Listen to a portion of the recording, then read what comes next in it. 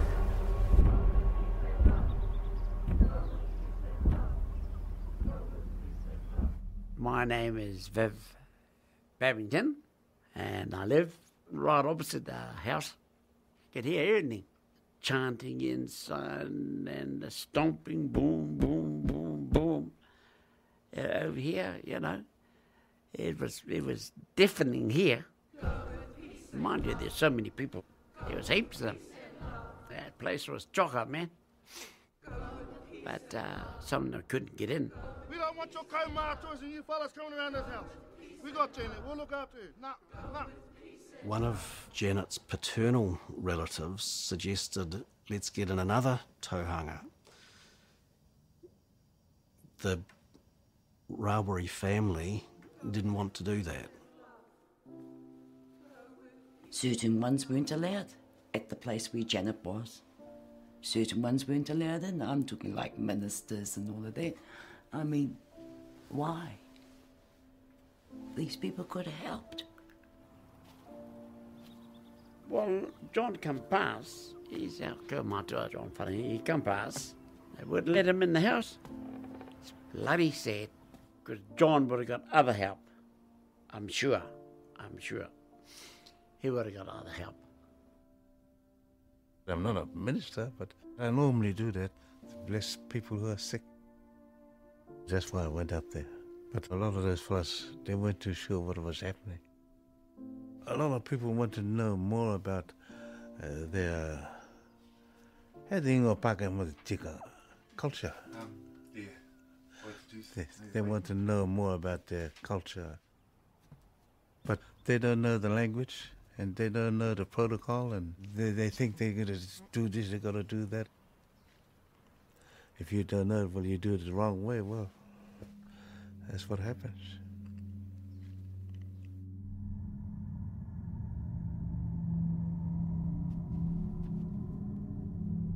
Wednesday evening, things really started to intensify within that flat.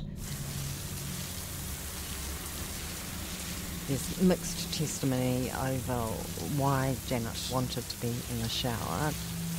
One theory is that because she frequently showered her grandmother who died, she wished to, go back and recreate that nostalgic experience for herself. When Janet got up, she'd head to the shower. And she'd turn it on. Hot, And I'd turn it back to cold.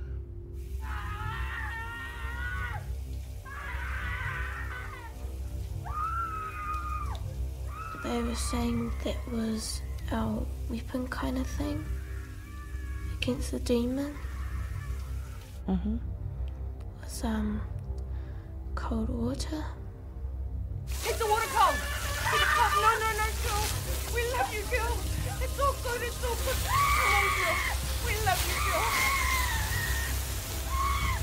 You could see the blackness rising up from her eyes, and they would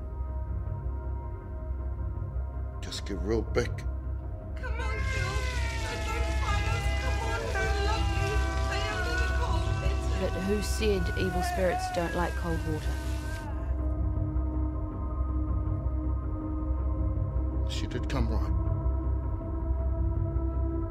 Speed up all the smeekers.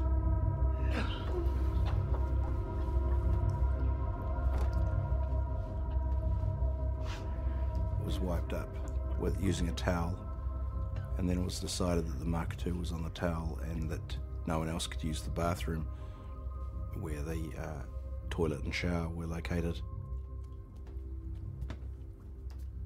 Out came the vomit, out came the demon. The purpose of the water then turned from the purification of the body to an instrument to cause vomiting, and so it escalated.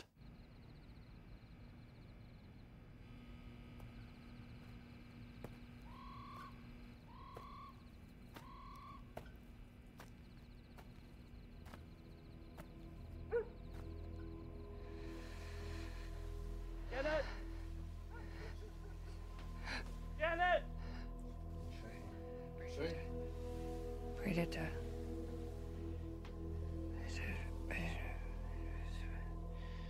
Predator.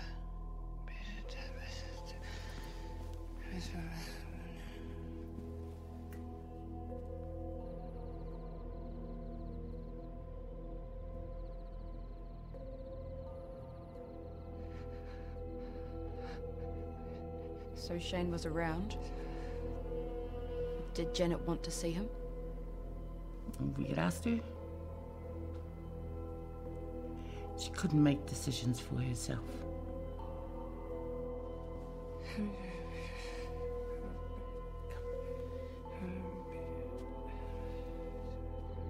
Janet! Jen! Janet! He was part of the problem. Janet! That's what we've been doing as a family. To keep him away from her. To get her well again. Get on this. We're taking care of your shit. My fault. You don't need to be here.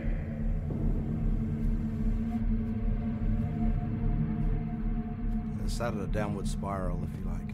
The family lacking any sort of external contact.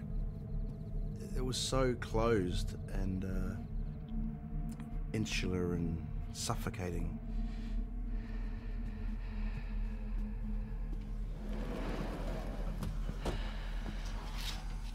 Look at her eyes. Look at her eyes. Janet?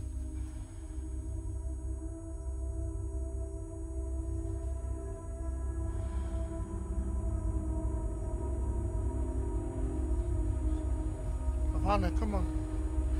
You lie down. Come on, girl.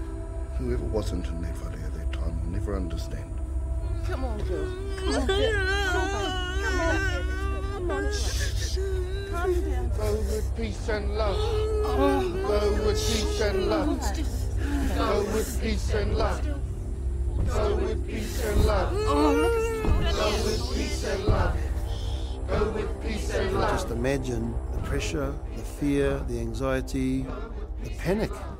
It comes down to your actually, your love for that person, to stay there and to endure it.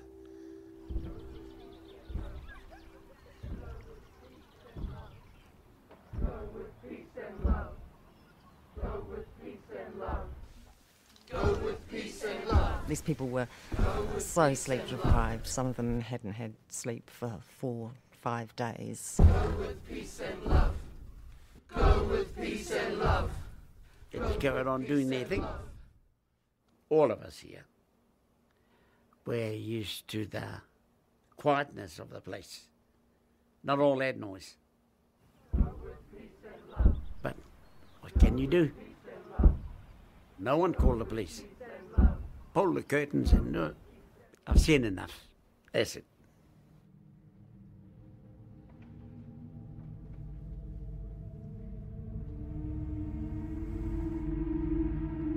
I said we needed to get together again as a family. Some of us hadn't seen our children for 2-3 days.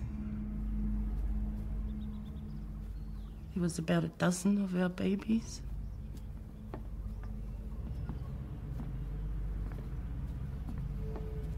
And Jan's mum, we tried to make them comfortable.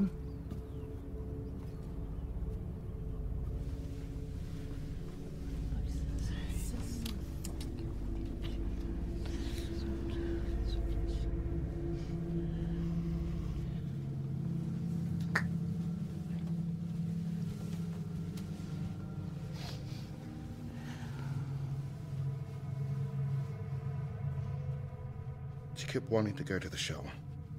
Something was saying the evil spirits wanted hot water. She didn't like the cold water, eh? Drink it, come on! Spew it up, spew it up!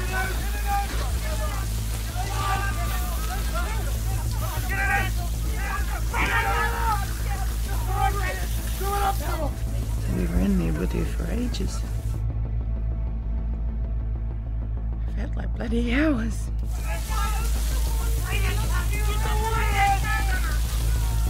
Oh, it's so strong. And there's us fighting it.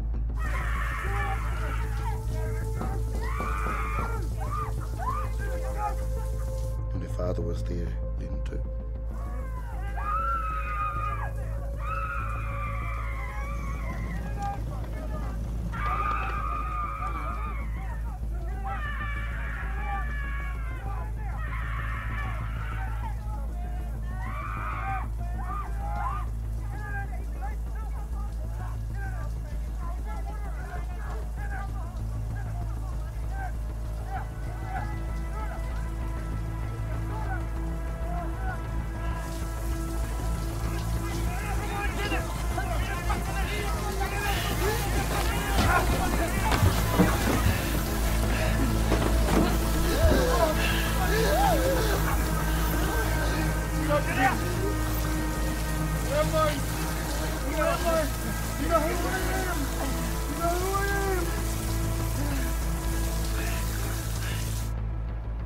I was so exhausted when I came out of there.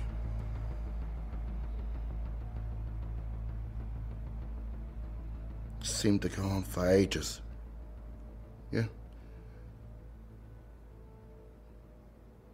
But then suddenly she just came back.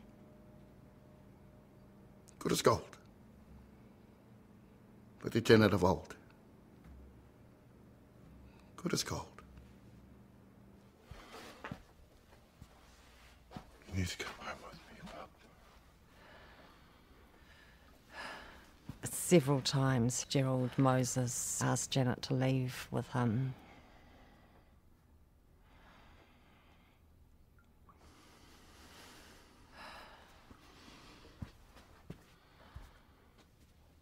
He vowed that he was going to return the next morning and collect his daughter, regardless of her reluctance to leave with him.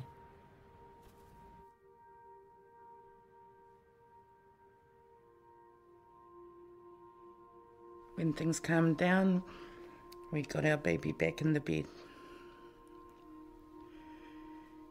And we tried to pacify her, even though we knew she wasn't right. Everyone was crying. We were so relieved that she calmed down. We let her get some rest.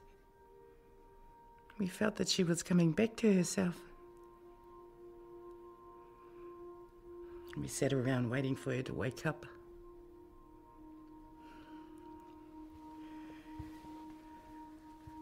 Well, she'd wake up, walk around, go back to sleep.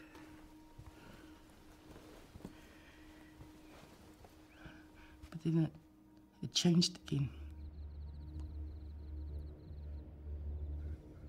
I went to sleep. And when I woke up, it was a catastrophe.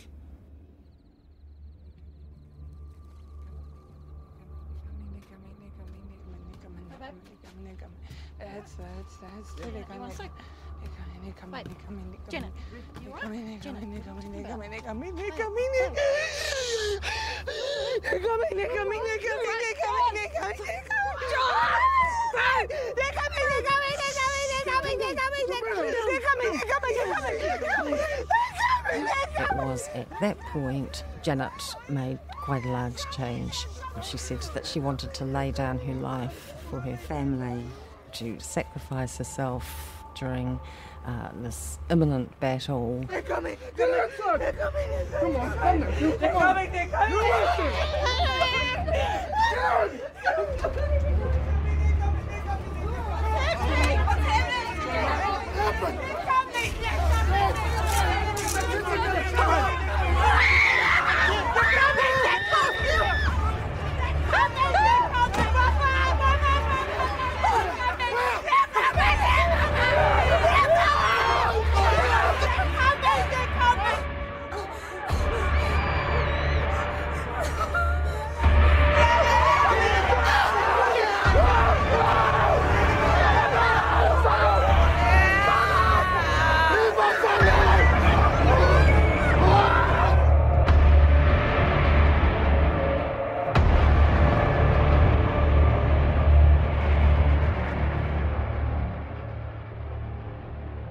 She had a necklace, like a bone carving, that she got from her nan. They were saying that the demon was getting all its strength from the bone carving. Johnny, get the scissors.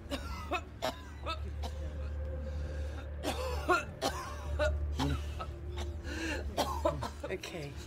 Just, no, come on. Come on. You'll feel better. Come on. You'll feel better. No, you'll feel better. Come on. Come on. Lie down. Come on. Some water. Speed, eh? Yep. Come on, Janet. Come on, eh? Come on, drink some water. Come on, come on, come on, come on. Just go through that. Come on, girl. It's all right. It's good for you, eh? You're gonna get it out. Come on. One more. Come on, go with peace and love. Go with peace and love. Go with peace and love. Go with peace and love. Go with peace and love. Go with peace and love. Go with peace and love. Go with peace and love. Go with peace and love. Go with peace and love. Give me some water. Go with peace and love.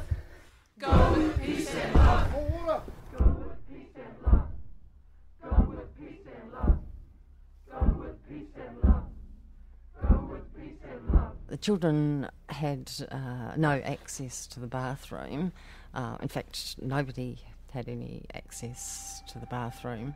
When people needed to relieve themselves, they did so into diapers and nappies and towels and just into the clothes that they were wearing. So it became increasingly strange behaviour.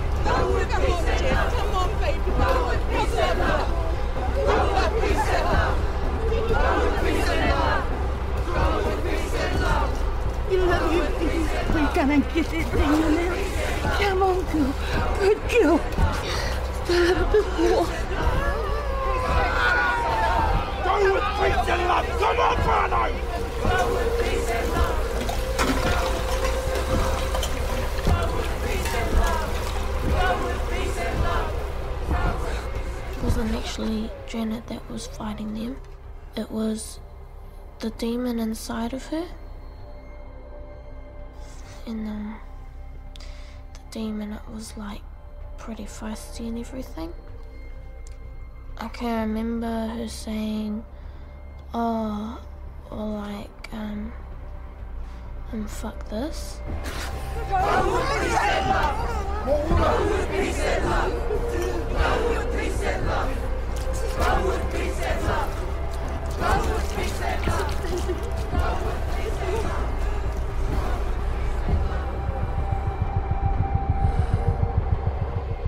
You know, we kept thinking it was Shane who was doing this to our niece, but no, it was that lion. It was revenge for splitting them up. The room was intensely hot, a furnace. Everything by the stage was drenched.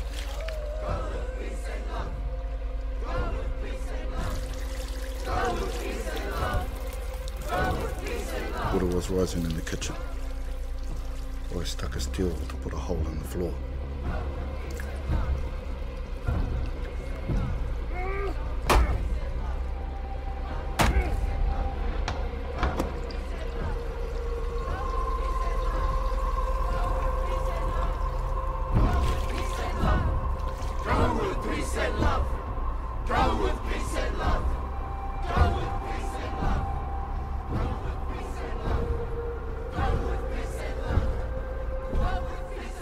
All the eyes of our children were going strange and evil. And you could see all these things racing around in them. You've got something in your eye and it's racing around in there. How would you get it out without putting your hand in there to grab it out? Some of the people were thinking to themselves, we should take Janet to hospital, but they weren't the leaders. To even think about saying, stop, this might not be right, they felt they couldn't do it. Because if they did, well then perhaps they too were going to be cursed, and they might end up in Janet's position. And there's the power of the group and what's happening. I think evil was in each and every one of us, because we were doing things we wouldn't normally do. And then they made a rule that you weren't to look into Janet's eyes in case you too became possessed.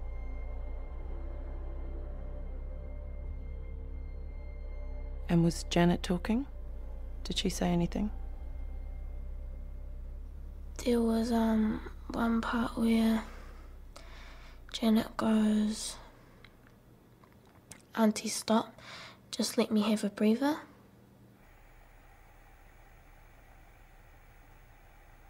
And what happened?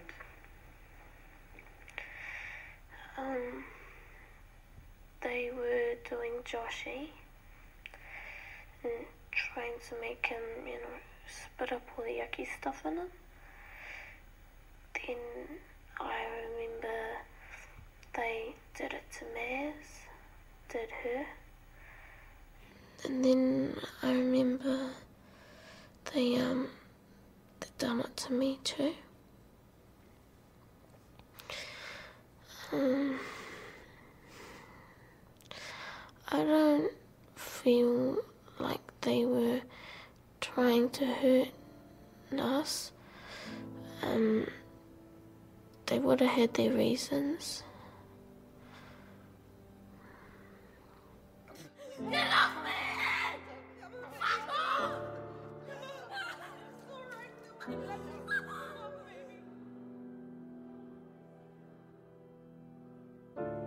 They continued on with the teenage girl for hours.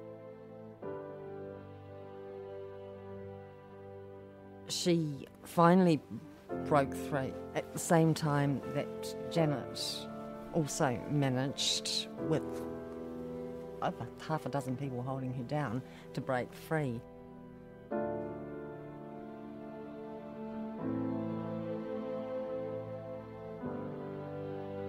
However, the group interpreted this as the Makatu doubling its strength by unifying the teenage girl and Janet.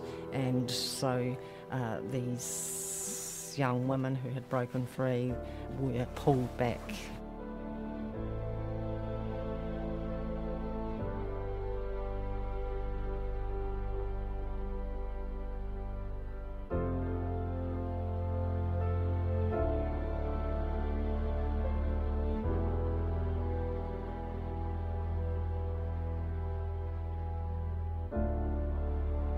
She became the second lion from Greytown. And it was her and Janet working together. These were sensible people. They worked, played sport, and lived great Kiwi life. Everyone just got caught up in it. Hysteria is a not uncommon state. Most of us, at times, have felt a bit hysterical. And world history is littered with examples where very, very extreme things are done on the basis of a set of beliefs that to many might not make any sense. I think what's going on here is what would happen to any of us if we were stuck in a room for 5 days with no sleep, having little to eat, rhythmic chanting, 40-degree heat, stomping, intense fear. I think we would all go berserk in that situation. This is the human condition. I know most people won't understand.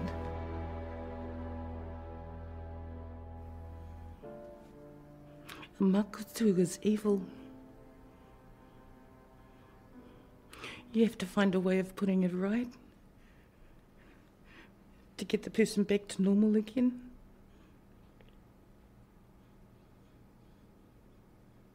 I wish I had someone who could relate this to the police, because I'm finding it very hard to do on my own.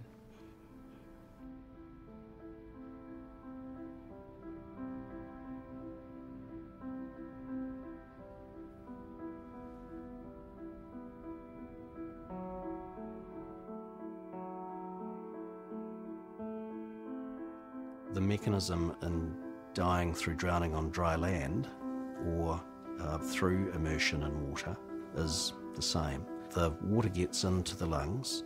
That causes the membrane in the lungs to froth up and produces a frothy liquid. That gets absorbed further into the lungs. That collapses some of the air sacs. That compromises the ability to circulate oxygen in the body.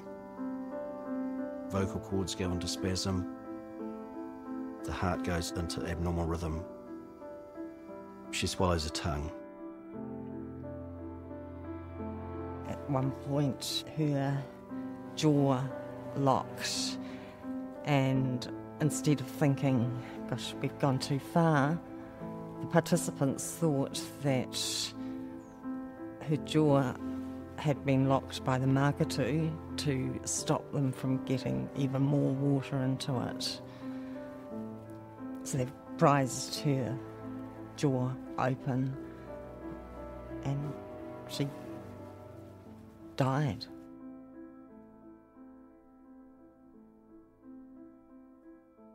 So when did you realise that Janet was getting to the point where her body was passing away?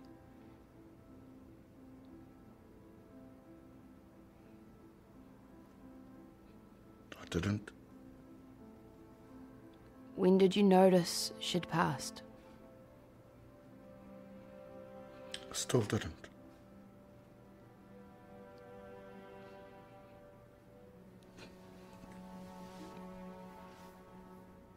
We were just trying to get the other girl right. The whole place was full of evil.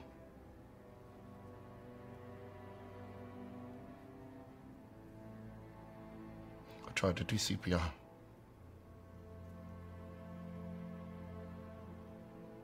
Well, I don't know how to do it.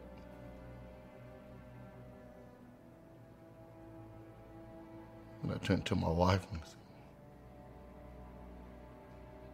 I love you, darling. Because I think I was meant to go too. Yeah. Because I've been a leader for the family. And I thought they'd get me too.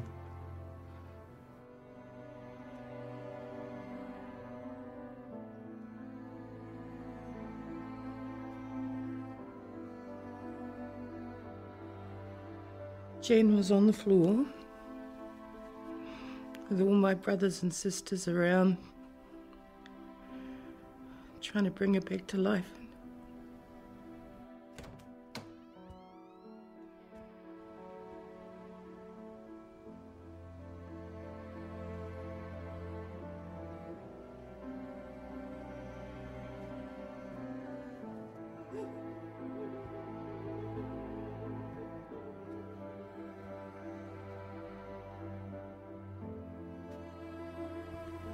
We were trying to work out if it was in the house. All of the children. This Makatu was in the house. As soon as they realised Janet had passed, they amped up the efforts on the teenage girl.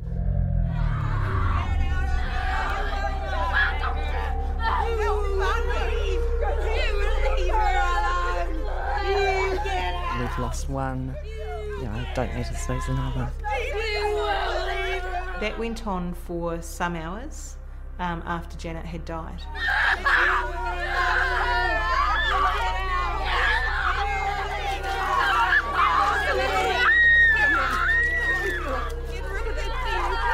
I was actually scared.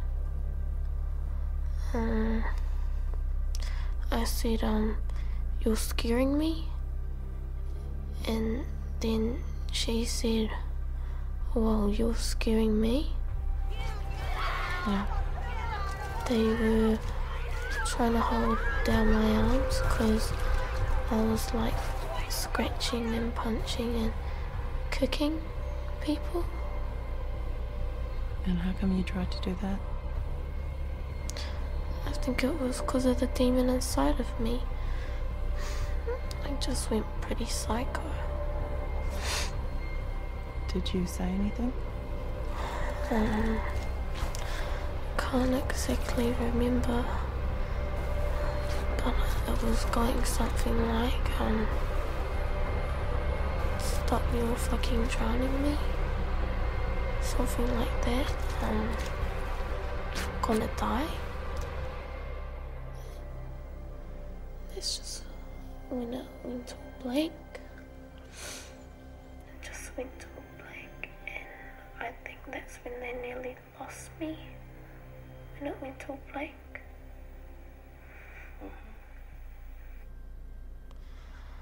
I don't know. I actually don't know what the demon looks like. I don't know what they were looking for, what they were seeing and everything.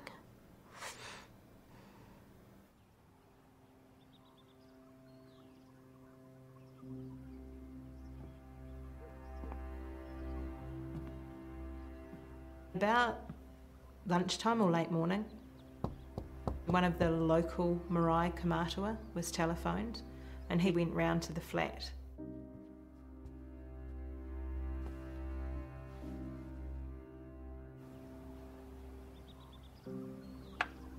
A man who they called Pakeha Dave, who is a white European man who is a spiritual conduit and a man whose spirituality they respected.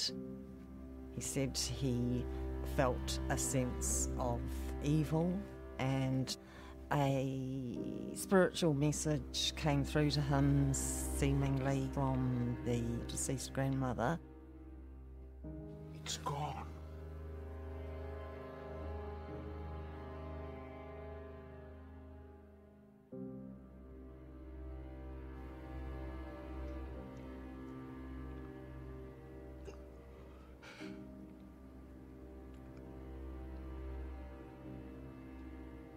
You know, we just love our family so much, you know, that we would never ever do this sort of thing to our kids.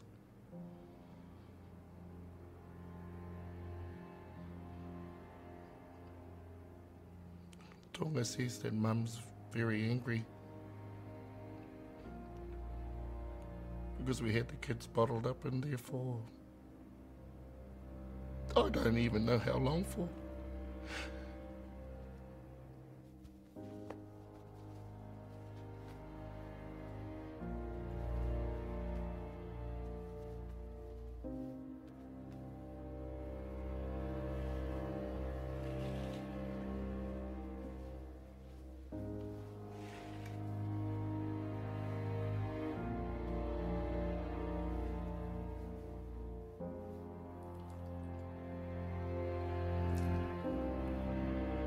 And after blessing everybody who was there, including Janet, he advised that the other member of the family should be taken to hospital.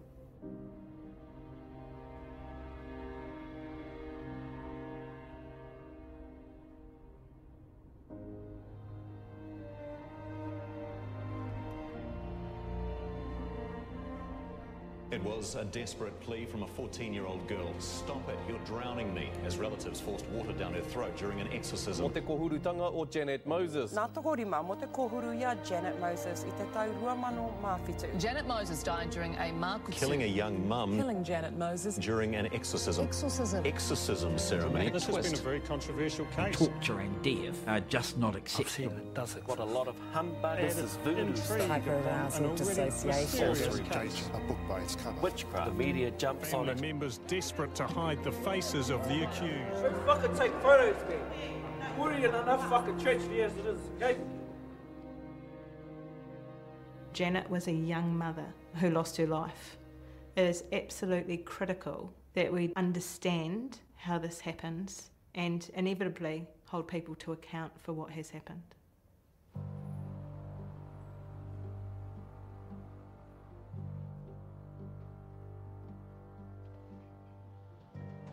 What are the authorities to do when a human being is killed in those circumstances? There were 2 charges, manslaughter and 1 charge of cruelty to a child.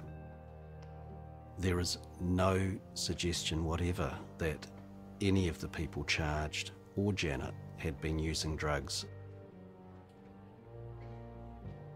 The odd thing about the case was deeply held spiritual Maori beliefs were being aired in such a formal, white, colonial, if you like, system.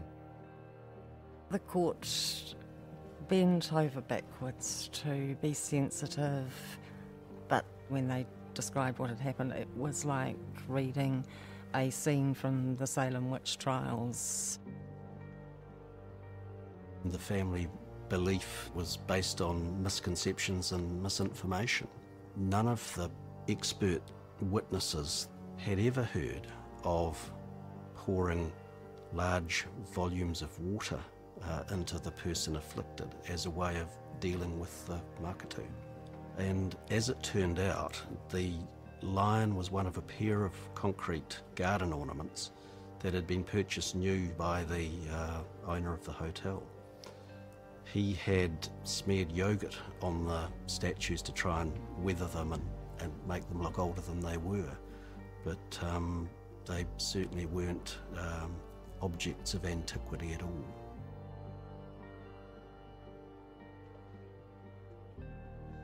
As the trial progressed, their most precious spiritual experiences were described repeatedly as fixed, false beliefs.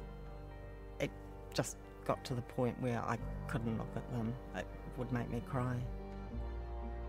I think all of the lawyers involved, both prosecution and defence, could see the family dynamics, and we all felt for these people. Public opinion was divided, but the jury looked sympathetic. Well, to breaking news now, and the jury in the Janet Moses exorcism trial in Wellington has just returned with a verdict. Simon. It's been a long wait for that jury to come back with their verdict. A lot of people at court wanting to hear that verdict. Here's what happened. Guilty, guilty, guilty, guilty, guilty. Not guilty, not guilty, not guilty. These 5 defendants found guilty of manslaughter after a 5-week trial and almost 2 days of deliberation. 3 other family members were acquitted and walked free from court. The 2 family leaders, John Rawiri and Glenys Wright, received community detention, allowing them to live at home under a curfew. They and their co-offenders, all aunts of Janet Moses, also sentenced to community service, supervision and to undertake cultural education programs. This was a just response to a tragic death. The jury, by their verdicts, held the family members who killed Janet criminally responsible for her death. And it's a recognition of the sanctity of life. Typical sentences for manslaughter are 4 to 6 years, but none of the justifications for sending people to prison seem to be present here. There was no deterrent value here. Punishment, well, what purpose would that serve? And I know a lot of people are very cynical of our system of justice, but as misguided as it appears to us in the cold, hard light of day, they genuinely believed that they were assisting her. Aua hoki mātou e kawea ka whakawaia. E ngari whakaoringi a mātou I te kino. No hoki te rangatiratanga te kaha me te kroria. Ake.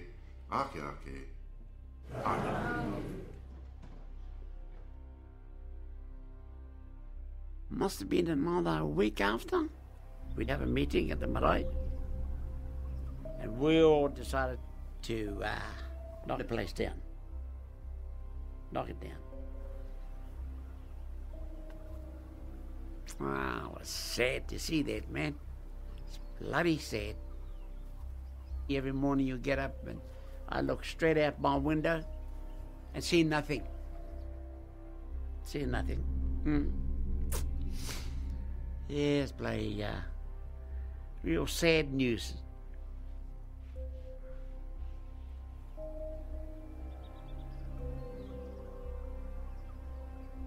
Sometimes you can go past those flats and you can still see a cloud that's above it. You don't do those things. You don't muck around with mouldy things. I've heard that they still believe that the curse is alive in their family and it's passed on. It's understandable that they could believe that. Beliefs really are nothing more than conclusions that we have drawn on the basis of our experience. There is still the possibility that 𝐂𝐸𝐸 did, in fact, attack Janet. Nobody knows. They could have been right all along. There's no doubt in my mind she was possessed, either from a Māori or from a clinical worldview. She was unwell. And that curse, it's an attitude of the family continued to carry on with what they will hand on to the future generations is really in their hands. They have to deal with the fact that despite the best that they tried to do for her in that situation, she died.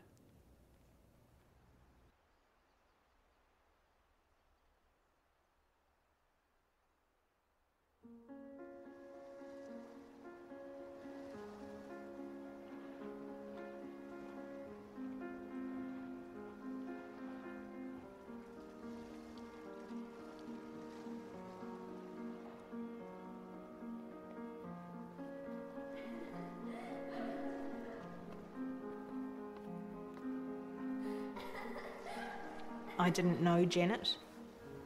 I knew Janet through the investigation.